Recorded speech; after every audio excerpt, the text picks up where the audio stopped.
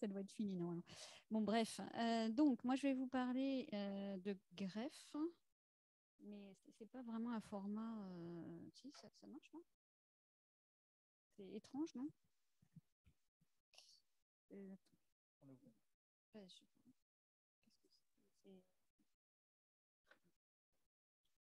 Alors, faut pas grand-chose pour me perturber.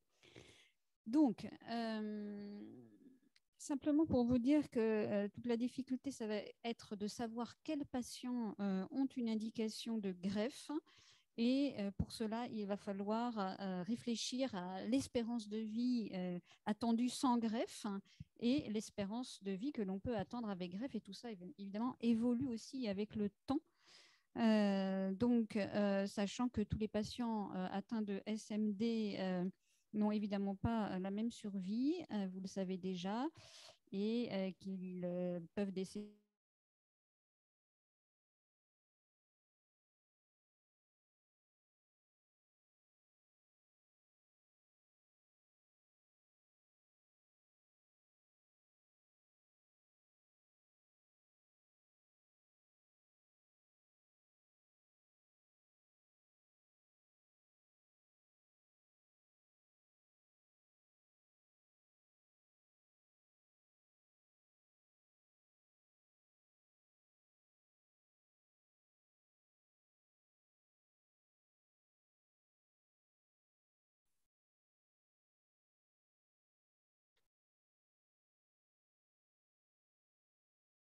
La survie globale avec ou sans traitement par azacitidine, et puis plus récemment les survies en 6 catégories selon l'IPSS moléculaire. Donc on voit que certains patients sont à plus haut risque avec des médianes de survie qui sont plutôt inférieures à 2 ans.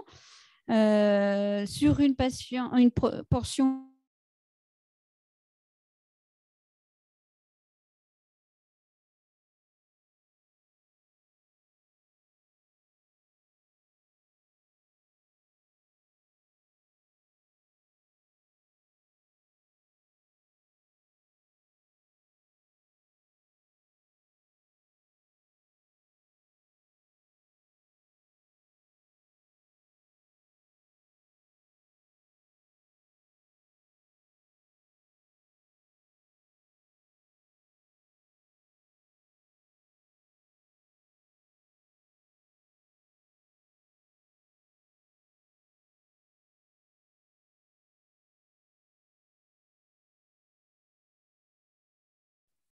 il y a des étudiants en visio et d'autres ici, c'est ça?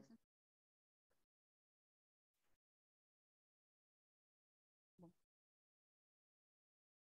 Donc, je disais que pour estimer la survie pré-greffe, donc on a toutes ces caractéristiques qui sont liées à la maladie que vous connaissez avec les scores pronostiques, mais il faut aussi qu'on prenne en considération tout ce qui a un rapport avec la procédure de greffe et le patient lui-même et ses comorbidités. Vous allez me dire, c'est un petit peu le cas aussi quand on n'est pas greffé d'ailleurs, mais quand on est greffé, on a aussi un donneur potentiellement pas forcément HLA compatible et un tas d'autres paramètres. Et donc, dans cette étude assez récente de l'EBMT, on peut là aussi estimer quelle est la survie de nos patients en fonction de ces paramètres-là qui sont à gauche. Donc maintenant, on n'a toujours pas répondu à la question quels étaient les patients qui pouvaient bénéficier de la greffe. Le partage d'écran, d'accord. Si tu veux. Donc, cette étude, elle est princeps, même si elle date de 2004, à une époque, on ne faisait pas tout à fait les mêmes types de greffes qu'aujourd'hui. C'est quand même, ça reste l'étude de référence concernant la potentielle indication de greffe. Et l'idée de cette étude, c'était de comparer une cohorte de patients non greffés à une cohorte de patients greffés et de savoir quand ces patients pouvaient bénéficier en termes de survie de la greffe. Donc, est-ce qu'il y avait un gain de survie ou est-ce qu'il y a finalement une perte de survie?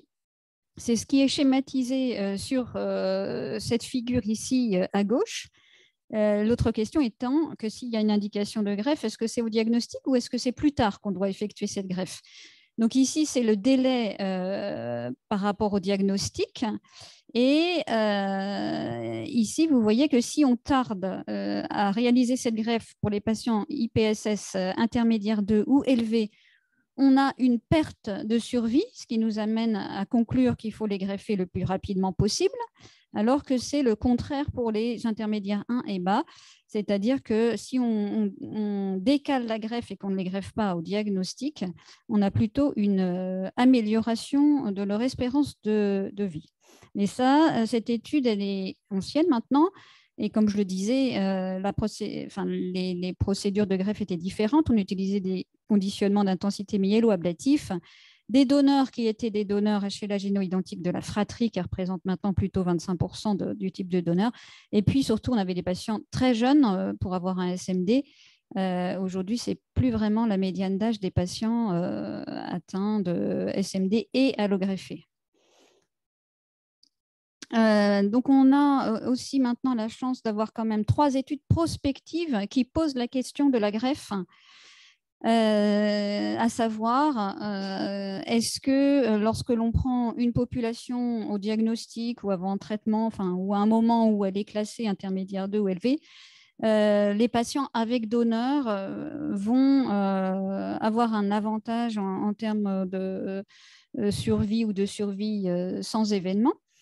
Donc, ces 3 études vont globalement dans le même sens, à savoir que les patients qui ont un donneur, la courbe verte ici et bleue ici, ont une meilleure survie. Les patients qui sont donc intermédiaires 2 ou élevés selon l'IPSS. Dans cette étude, elle est plus homogène dans le sens où tous les patients reçoivent du Vidaza au diagnostic et les patients qui ont un donneur sont greffés.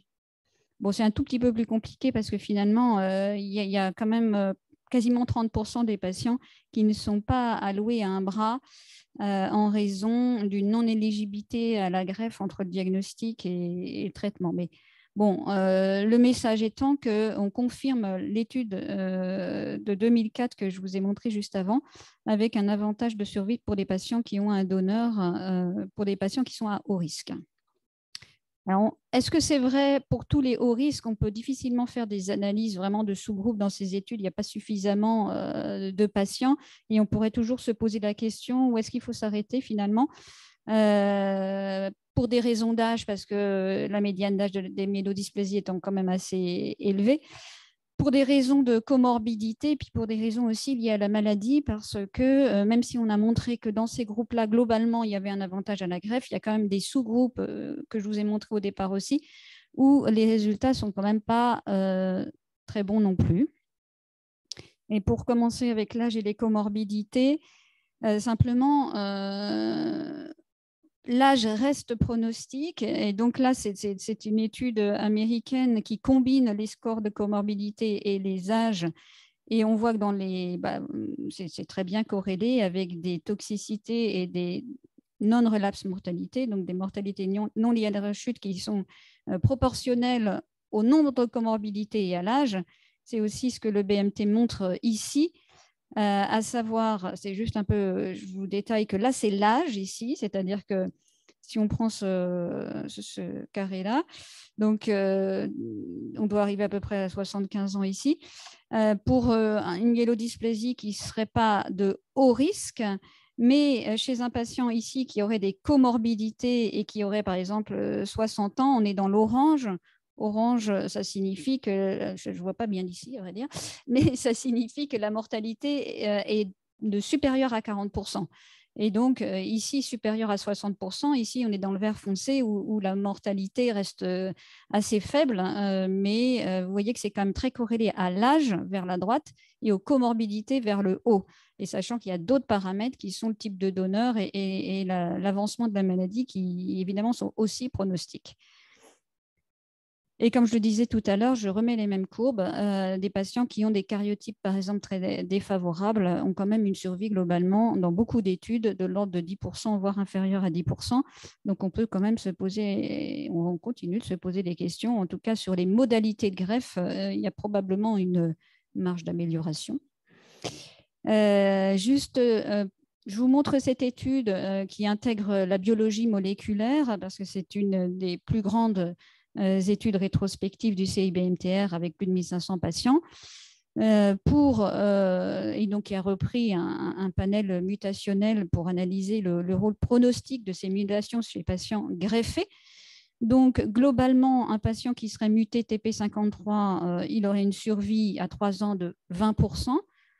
Un patient qui ne l'aurait pas, mais qui serait jeune, il faut dans ce cas-là se référer à un certain nombre de paramètres cliniques qui sont ici pour estimer sa survie qui est entre 50 et 82%.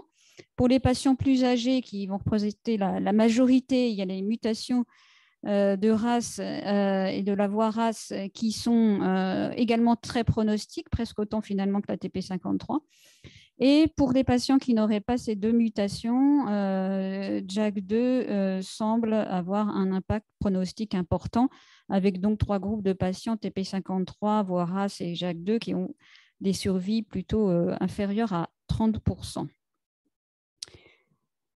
Donc, concernant les bas risques, on peut se poser la question aussi des indications de greffe parce que finalement, bas risque, ça dépend comment on définit ce bas risque tout simplement.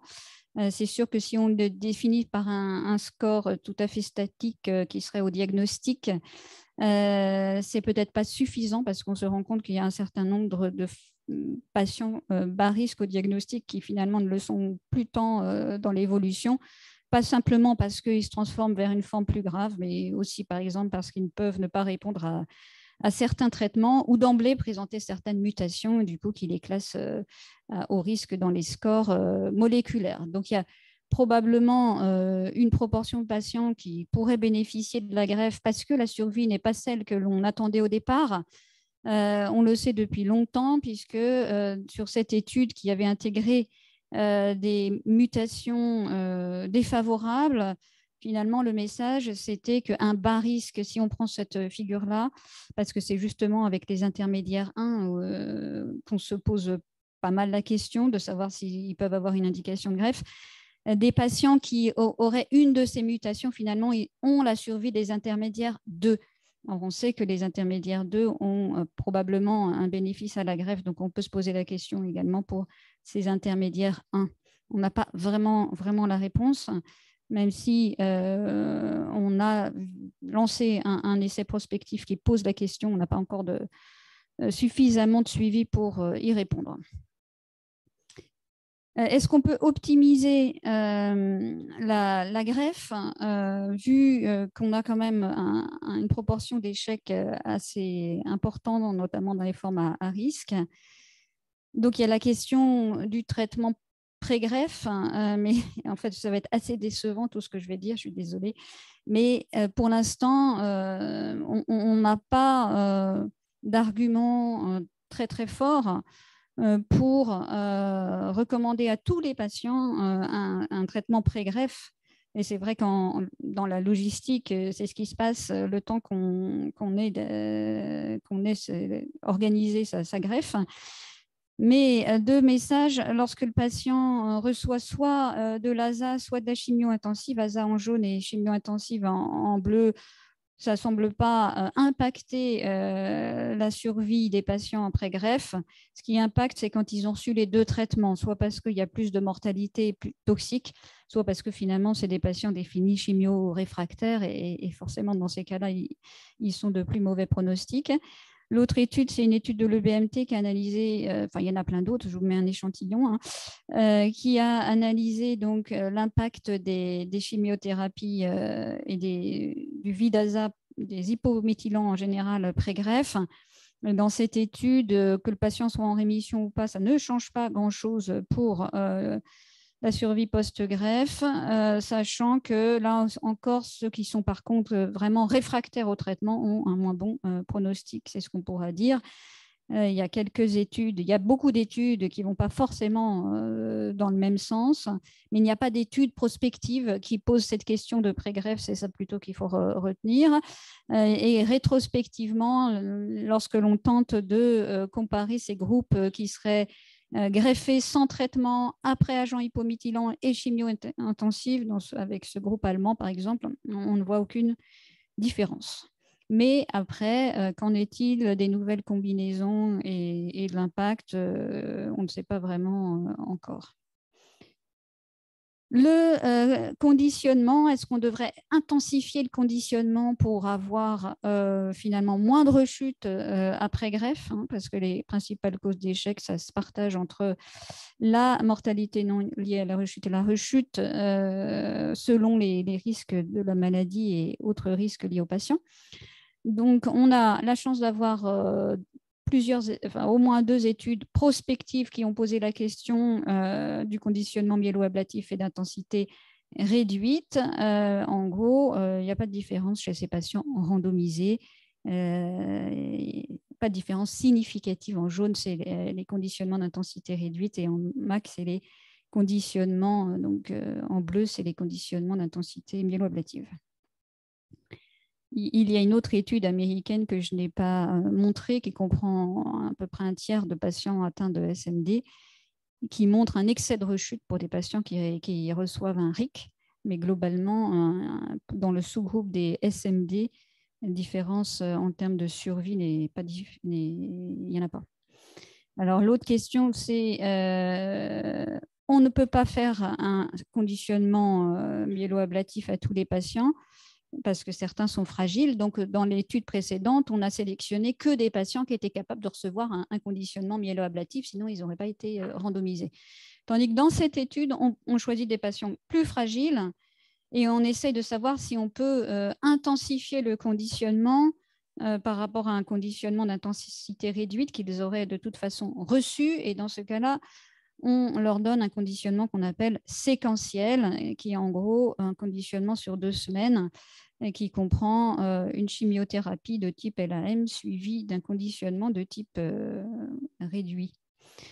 Donc, c'est un essai de phase 3 mené par les Anglais et il y a à la fois des LAM et des SMD qui ne sont pas forcément d'ailleurs des hauts risques, mais comme on le voit, il n'y a aucune différence entre les patients qui reçoivent le conditionnement classique et les autres. Donc, il n'y a pas forcément une indication à réaliser un séquentiel. Pas le temps de discuter le pour et le contre. On peut toujours dire aussi que ces patients n'étaient pas exactement les mêmes que les nôtres, n'avaient pas exactement un risque de SMD élevé comme ceux qu'on greffe, c'est sûr. Alors, les donneurs, est-ce qu'on peut améliorer les résultats de greffe en mieux sélectionnant les donneurs? Juste pour vous rappeler que lorsque l'on compare les résultats de greffe avec un donneur HLA identique de la fratrie ou un donneur HLA identique du fichier avec un typage récent, je veux dire des résolutions de typage qui sont d'actualité, ce qui n'était pas forcément le cas d'ailleurs dans cette étude, mais bon. On a une TRM qui, en général, retrouvée supérieure en non apparenté, mais si on fait finalement la somme des échecs, on est à peu près équivalent en donneurs génaux identiques et non apparentés.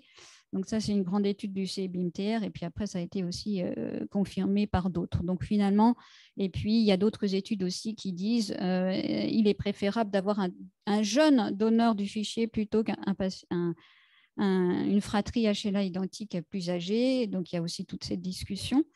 Je ne peux pas tellement rentrer dans les détails.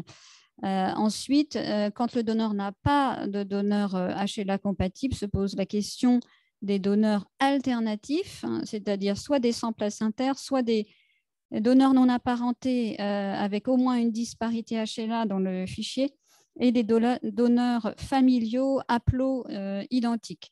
Bon, quand on compare tous ces types de donneurs, on a quand même, si on regarde ici par exemple, les cordons seraient quand même la source peut-être la moins intéressante. Elle fait significativement moins bien que les aplos. Après, il n'est pas si aisé de dire que l'aplo fait mieux que le mismatch non apparenté. Ce qui est sûr, c'est que le 10-10 fait mieux aussi que le cordon. et que le 10-10 reste mieux que le 9-10. Mais tout ça, ce sont des études de registre, donc ce sont des périodes relativement anciennes. Et aujourd'hui, on a quand même beaucoup changé nos stratégies, notamment avec l'endoxan post-greffe.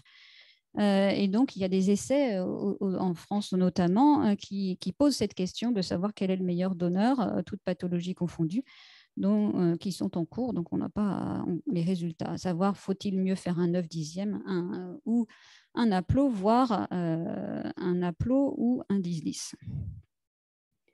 C'est justement une étude, mais rétrospective, qui a été publiée assez récemment, qui semble montrer quand même que l'aplo est une source de cellules qui est peut-être identique avec les donneurs non apparentés. Après, quand on reprend les méta-analyses, on a quand même souvent une surmortalité avec l'aplo comparée au 10-10, mais cette étude elle est intéressante, il y a beaucoup de patients quand même, et elle pose cette question. Donc, les traitements post-greffe, brièvement, parce que je crois que j'ai plus beaucoup de temps, on a plusieurs possibilités. Soit on va traiter les patients de façon préventive, c'est-à-dire on va instaurer une maintenance, mais là aujourd'hui, ce n'est pas fait en routine parce qu'on n'a pas les arguments solides pour le faire. Soit on va utiliser une stratégie préemptive, ça signifie que on va le traiter parce qu'il y a des signes de rechute, mais pas une rechute vraiment cytologique avérée, donc par exemple une maladie résiduelle. Le problème, c'est que la maladie résiduelle dans les SMD, ce n'est pas encore très, très bien standardisé. Donc, on a quelques obstacles. Et puis, après, il y a toutes les possibilités de traitement par différents agents, tout comme un patient qui ne serait pas greffé, sauf que là, ces traitements restent plus toxiques chez ces patients qui ont déjà reçu une greffe. Bon, je vais aller vite là-dessus. Donc, là, juste pour vous dire qu'il y a des phases 2 de maintenance qui ont rapporté la faisabilité. Et il y a surtout une phase 3 qui randomise l'azacitidine post-greffe en maintenance contre l'observation chez quand même 187 patients. Alors, on se rend compte que finalement, il y a certes 63 patients il y a 87 patients qui reçoivent l'azacitidine, mais finalement très peu vont au bout du traitement pour diverses raisons qui peuvent être la progression, mais qui peuvent être aussi la tolérance. Et ce traitement, cette étude de phase 3 est plutôt décevante si on voulait améliorer les résultats de greffe, parce qu'il n'y a aucune différence avec ou sans Vidaza en post-greffe. Et donc là, dans le préemptif, on n'a pas de phase 3, on a des phases 2 qui montrent là aussi la faisabilité, avec une forte proportion de patients qui peuvent recevoir le traitement, ce qui n'est pas le cas en préventif où il y a presque 30 à 40% des patients qui ne peuvent pas le recevoir pour plein de raisons. On en va peut-être discuter. Donc, en pratique, les patients qui sont, entre guillemets, à bas risque, juste vérifier quand même qu'ils sont vraiment à bas risque, quelle est leur survie et est-ce qu'ils n'ont pas des critères de mauvais pronostic surajoutés comme des échecs au traitement ou des anomalies cytogénétiques ou plutôt même moléculaires. Ensuite, pour les patients qui sont à très haut risque, c'est vrai qu'on a envie de réfléchir à faire plus. Donc, on a parlé du Vidaza post-greffe qui ne convainc pas trop, mais après, il y a d'autres combinaisons qui sont possibles et d'autres études qui sont en cours qui examinent un certain nombre de traitements, si possible faciles à prendre pendant 2 ans, et notamment des formes orales d'agents hypométhylants et autres. Donc voilà, maintenant, après, je pourrais vous passer les diapos et j'ai un peu plus de détails mais, dans les diapos qui suivent, mais là, il fallait que ça soit plus court. Donc, question peut-être.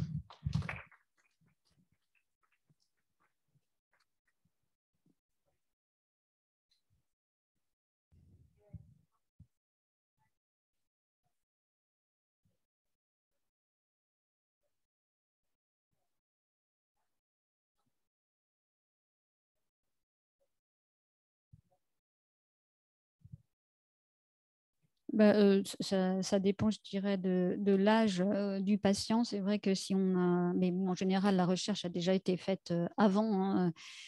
C'est important d'éliminer une cause potentiellement génétique et familiale, évidemment, puisqu'on va aussi, non seulement pour le patient, parce que c'est sûr qu'il y a certaines pathologies qui nécessitent des procédures de greffe spécifiques. Donc, si on a la moindre arrière-pensée, il va falloir faire la recherche. Et puis, on a tout le côté donneurs familiaux, où là aussi, ça va être compliqué de choisir un donneur familial si on a la moindre suspicion d'une maladie génétique. Donc, c'est sûr que c'est des questions qu'on se pose. Oui.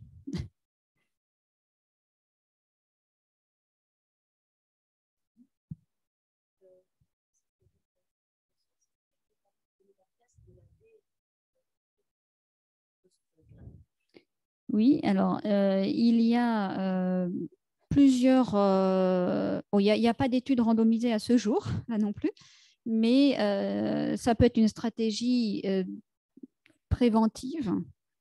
Et on a tendance à l'oublier. On pense toujours maintenance, agent hypométhylant, mais maintenance, ça peut aussi être effectivement des injections de lymphocytes. Et il y a des études qui sont rétrospectives, très difficiles à analyser, dont on ne peut pas tirer grand-chose. Et il y a des études prospectives de phase 2 qui montrent que c'est tout à fait faisable avec des taux de rechute qui pourraient être diminués. Mais là encore, il faudrait que ça soit confirmé par des, le mieux, c'est de faire dans des études, quoi. Mais c'est vrai que les patients à très haut risque de rechute,